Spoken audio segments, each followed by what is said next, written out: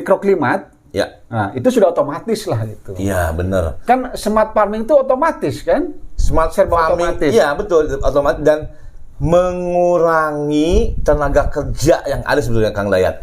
Jadi dia ke smart farming, jadi tidak membutuhkan tenaga kerja yang banyak, tetapi itu bisa ditangani oleh sesuatu tadi hardware tadi yang bisa membantu proses pemeliharaan, proses baik itu tadi kandangnya harus close house dan suhunya seperti apa. Dan itu memang memungkinkan dan sangat dan sudah sekarang mungkin sudah familiar dengan yang seperti itu, terutama perkandangan atau peternakan yang tadi biayanya bisa menutupi dan hasilnya juga lebih. Hanya saja kalau di sapi perah itu aplikasinya ke individu si sapi, kalau di unggas belum bisa karena mungkin ya dianggapnya biaya untuk membeli bibit di sapi jauh lebih besar dibandingkan unggas per ekornya ya, per ekornya. Jadi kalau di unggas masih menerapkan koloni lah, massal. Massal. Jadi dalam satu kandang itu dibaca aja semuanya gitu. Begitu dicurigai satu ya udah dianggap semuanya dicurigai gitu. Dan di Indonesia sudah ada yang melakukan itu Kang Dayat ya? Sudah, yang paling sederhana adalah memasang timer untuk itu kan kalau di yang kandang ini, kandang close house itu kan memutar secara otomatis exhaust fan. Ya, blower.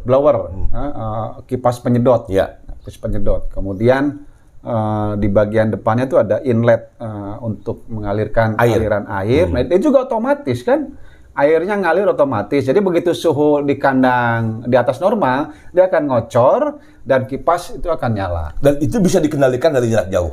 Iyalah.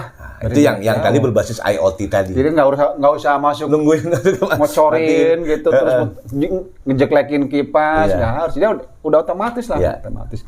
Hanya saja memang sekarang ini sedang dikembangkan, mau langsung dibaca pakai HP. Dan itu bisa. Kemudian yang tadi sapi perah, ini malah peternak sudah ada yang menerapkan. Ya. Menerapkan itu di sini di Bogor, Sobat Colenak, lupa nama perusahaannya. Itu petani milenial, pengelolanya adalah Kang Sofyan gitu. Itu di sapi perah sudah. Sapi perah ya? Sapi perah sudah. Jadi itu untuk mendeteksi birahi, kemudian kesehatan. Pokoknya kalau ternak itu tingkah lakunya udah aneh, berarti harus dicurigai. Dan itu tergambarkan di komputer atau di HP ya? Kalau itu udah di HP, udah yang diterapkan di si Kang Sofyan itu udah HP. Kemudian ini lagi Kang Dani. Kemarin kan kita kena kasus yang meresahkan Indonesia. PMK. Nah, teman-teman di Direktorat Jenderal Peternakan, Kesehatan Hewan ya, itu menghasilkan sebuah inovasi untuk membaca data PMK di sapi. Nah, ini nih Sobat Tani, Sobat Colenak, kan ini sekaligus kita menginformasikan saja, barangkali Sobat Tani, Sobat Colenak memiliki sapi, sapi perah, sapi potong, yang kemarin terkena kasus PMK, itu silakan dilaporkan, nanti akan dipasang pembaca data. Hanya saja bentuknya barcode, jadi dipasang di telinga, namanya apa namanya? Ya kayak chip gitu ya? Bukan barcode. Di eartag ada barcode-nya ya? Barcode-nya. Dan itu sudah bisa pakai HP. Langsung ya dilihat, nanti terhubung dengan internet dan itu ada keterangannya di. Pokoknya si pemilik tinggal misalnya mendeteksi, gitu. Celek. Oh ini sudah divaksin, ini belum. Tapi baru itu. Vaksin belum. Itu sebetulnya sesuatu yang sederhana, tapi itu bukan membuat orang mudah untuk mendeteksi dan sekarang udah semua dan bisa dilakukan itu. Dan mudah-mudahan smart farming di bidang peternakan ini terus inovasi bertambah dan harganya bisa tidak lebih mahal. Terjangkau lah ya, tidak mahal dan bisa dipakai dan digunakan oleh sebenarnya Kang Dayat yang gitu-gitu itu dimanapun subsektornya itu bisa loh kan, karena mungkin karena smart farming kalau di bahasa wah ini budidaya pertanian nih, padahal peternakan juga bisa melakukan ada di situ. Wow. Kemudian ada juga ini selain kalau yang barcode yang dikeluarkan oleh Dirjen Peternakan Kementan itu gratis tapi masih terbatas untuk yang kemarin kena kasus PMK. Nah, informasinya yang saya peroleh nanti ke depannya semua ternak itu akan dipasang barcode itu di seluruh Indonesia. Oke, barcode masih terbatas untuk data yang PMK. kemarin kena kasus PMK. Oh. Jadi masih berapa ya kemarin memproduksinya masih ribuan lah. Masih ribuan. Jadi belum semuanya. Tapi saya tanya nanti ke depan akan Itu barcode itu dipasang sama sapi yang kemarin kena kasus PMK. Jadi masih di 18 provinsi. Oke. Belum semuanya. Jadi orang mengetahuinya dari barcode itu. Iya. Oke. Di barcode. Oh, ini. Oh, belum divaksin, sudah di booster. Oke. Data itu ya, data PMK aja, baru PMK. data PMK. Itu untuk segera dilaporkan karena itu kemarin kita kan pernah membahas tentang PMK. Ya. Kita inginnya kan bebas lagi lah dari PMK. Kemudian yang barcode juga ini sistem barcode itu sudah diaplikasikan. Ini bukan diaplikasikan lagi, dihasilkan, dibuat oleh peternak, tapi di kambing domba, peternak kambing domba Jogja. Itu untuk kambing domba. Maksudnya untuk barcode apa? Data. Data juga. Oke. Data juga. Data recording lah. Recording lah ya. Recording. Sama sistemnya barcode. Hanya memang Kang Dani, Sobat Colenak, yang sistem barcode itu masih ada kelemahan. Oke. Nah ini perlu dicatat juga nih. Kelemahannya kalau si barcode itu kotor, itu tidak bisa terbaca oleh pembaca barcode di HP, alat pembaca barcode di HP. Kalau kotor barcode-nya, kan jadi burak ya kan?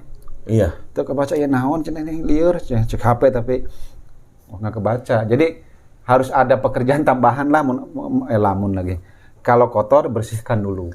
Atau cara menyimpankannya, nyimpannya Kang Dayat? Tetap kotor. Karena gini, di eartag itu kan barcode ditempel.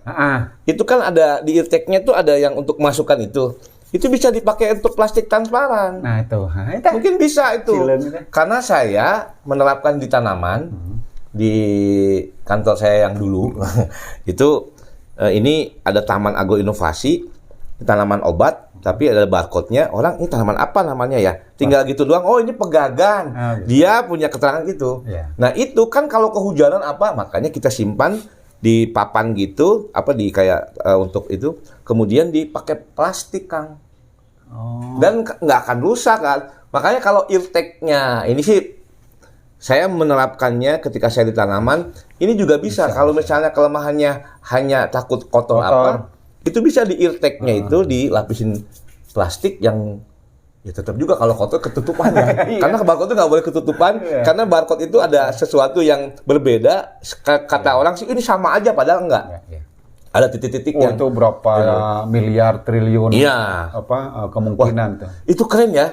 Berarti bisa kalau kita memelihara ternak itu biasa dulu saya belajar jangan lupa recording. Nah, ini adalah bagaimana sudah mulai mencatat dengan cara digitalisasi. Itu kalau tadi memodifikasi mikroklimat itu sudah jauh lebih peternakan itu udah jauh diterapkan. Tahun 80-an sudah 70-an sudah diterapkan untuk memodifikasi mikroklimat dan mendeteksi yang pakai infrared tadi.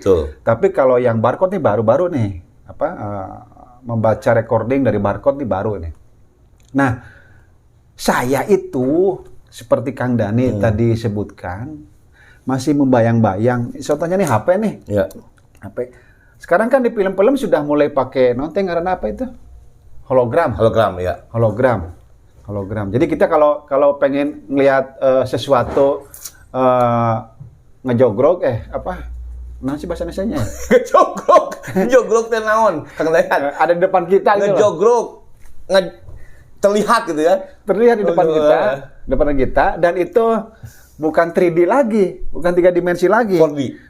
Lebih lah, pokoknya utuh gitu. Utuh gitu ya, wah. Utuh seperti kita melihat berhadapan. Ya, nah itu mungkin nanti ke sana. Dan lagi, ini kan HP masih visinya kayak gini kan, kayak gini. Nah, nanti kalau bisa juga baca data, kita juga dipasangin si peternaknya nih, pasangin, langsung connect sama itu.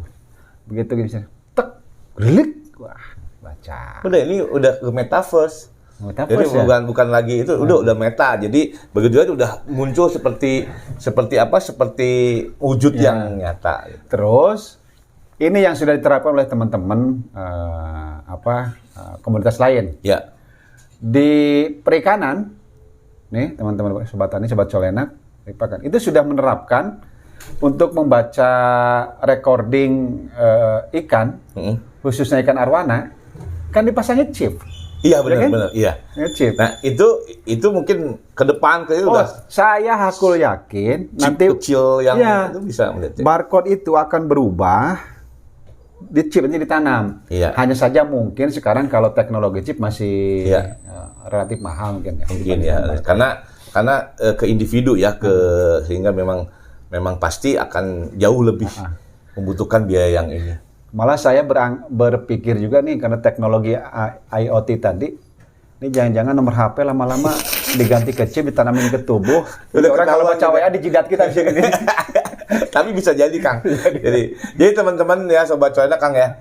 Jadi tadi Kang Dayat menerangkan bahwa smart farming khususnya di bidang peternakan ini itu sudah dilakukan dan terus berinovasi terus, kemudian dari mulai sapi perah tadi sampai sebetulnya bagaimana misalnya si sapi itu secara individu recordingnya jelas. Ya, betul. Oh ini punya riwayat penyakit seperti ini, sampai tadi PMK, Dirjen PKH juga membuat itu ya. Dan saya rasa juga Kang Dayat bukan hanya di unggas dan sapi aja, nanti kambing, domba dan lainnya semua. Semuanya. Karena tadi prinsipnya Kang Dayat, smart farming itu arahnya ke modern, kemudian digitalisasi dan menggunakan berbasis IoT tadi, Internet of Things tadi. Bagaimana memudahkan pemeliharaannya? Iya, betul. Bagaimana mungkin nanti memberi pakan waktunya, kalau yang tidak ad libitum itu ada kayak robot gitu, pinggirkan, wah belum kasih makan, udah tinggal klik gitu. Langsung. Iya. Sama sekarang nyiram bunga aja udah begitu, nyiram tanaman udah, wah belum nyiram, langsung nyala tuh itunya. Dari itu semua dari jarak jauh. Betul. Dan itu mau dan tidak mau, suka dan tidak suka pasti akan terjadi. Buktinya aja sekarang udah mulai di negara yang lain, dan kita harus tahu terus, dan kita harus berkembang terus, inovasi, dan kita harus mempelajari itu. Apalagi kita sebagai Kang Dayat Widyaswara, saya penyuluh pertanian, harus terus menginstal nih, mengupgrade. Oh iya dong. Meskipun tahu sedikit lah, tapi kita sampaikan aja. Nanti ya mudah-mudahan ada respon dari sobat Colenak. Dan saya sih hanya membayangkan gini lagi Kang Dani, ini lebih jauh lagi sih. Jadi nanti tidak lagi di HP, jadi notifikasi itu di badan kita. Kayak kita mau BAK atau mau kencing. Wah, ini mau kencing. Atau pakai cahaya. Ini jari kita ujung-ujung nyala nih. Oh, jangan-jangan sapi nih. Ini oh jangan-jangan ayam, notifikasi gitu ya. Apapun teknologi itu tidak ada kata tidak ada kata mustahil kalau teknologi. Ya. Selama tidak menyalahi kodrat ilahi aja lah. Benar-benar Kang. Mudah-mudahan. Dan ini kita terima kasih ya. Kemarin ada TOT dari Badan Penyuluhan dan Pengembangan Sumber Daya Manusia Pertanian, TOT untuk Widyaswara, dosen penyuluh tentang smart farming ini. Dan mudah-mudahan tadi sayangnya yang dibahas tanaman. Tanaman ya. Jadi saya mau protes nggak boleh. Kita orang boleh, nggak sempet lah. Nggak nanya topik saya dari mana gitu. Iya tadi mau nanya, cuman kita terlalu serius dengan smart farming sih. Kang, ini kan udah mencirikan bahwa orang peternakan terus begini. Oh, koboi ya? Kan punya topik gini. Iya. Nanya dari mana gitu dong? Emang dari mana? Nih Kang, ini topi ini diberikan oleh seseorang yang itu udah saudara saya, udah sahabat saya, yang luar biasa Kang. Lo nggak minta 2 tuh? Ya nanti ya, mudah-mudahan dia nonton, ini minta 1 lagi katanya. Tapi enggak. Lagi, Pak. Ini langsung dari siapa? Dari saudara saya, kakak saya, Dr. Andi Baso Lompeng yang Ishak. Oh iya. Pak Andi. Pak Andi Baso. Keren. Dan ini saya terima Pak kasih Andi. Pak Andi dan saya suka banget dan mudah-mudahan Pak Andi sehat selalu. Dan Pak Andi masih di situ nggak? masih Kang, masih di. Atau saya samperin Pak Andi supaya dapat topi. Makasih Pak Andi Baso. Saya senang sekali ngeliat ini udah mencirikan orang. Kebetulan Pak Andi Baso kan dia expert peternakan juga, Kang. Iya betul. Dia orang peternakan dan Pak Andi. kita sama-sama di peternakan. Wah, Kang, Oke. ini obrolan masih ada yang mau sampaikan Smart Farming, Kang? Ya jangan kaget lah bagi teman-teman sobat Colenak, sobat tani, calon petani, petani milenial. Jangan kaget dengan teknologi kekinian lah Betul. istilahnya, yang berbasis internet, karena itu lambat laun pasti akan terjadi. Harus terjadi dan kita juga harus ikuti itu. Harus ikuti. harus. Oke, sobat tani, sobat Colenak, ini obrolan celotehan yang saya jadi terbuka juga. Ternyata Kang Dayat sudah bahwa peternak kita nih sudah ada yang menerapkan smart farming peternakan berbasis IoT tadi, baik dari mulai mendeteksi tubuhnya si ternak itu sendiri, khususnya di sapi perah ya kemarin ya. Kemudian bagaimana diunggas yang menggunakan close house dari suhu kandangnya itu, kemudian blowernya itu sudah dijalankan secara otomatis menggunakan berbasis IoT juga. Wow. Ini keren nih. Mudah-mudahan Kang kita nanti bisa main ke pasar Pak Sofian ya? Mas Sofian di sini, Yang di Bogor ya, peternakan Gadok. Cipayung. Cipayung ya. Oke. Kok Cipayung? Cisarua. Tapos, daerah Tapos. Oh, Tapos ini berarti dekat dong. Dekat emang. Oh, mantap ini. Sobat Colenak, Oke, Sobat Colenak. Sobat Tani, mudah-mudahan ini bermanfaat. Amin. Dan sampai jumpa di minggu depan dengan topik yang menarik berikutnya. Assalamualaikum warahmatullahi wabarakatuh.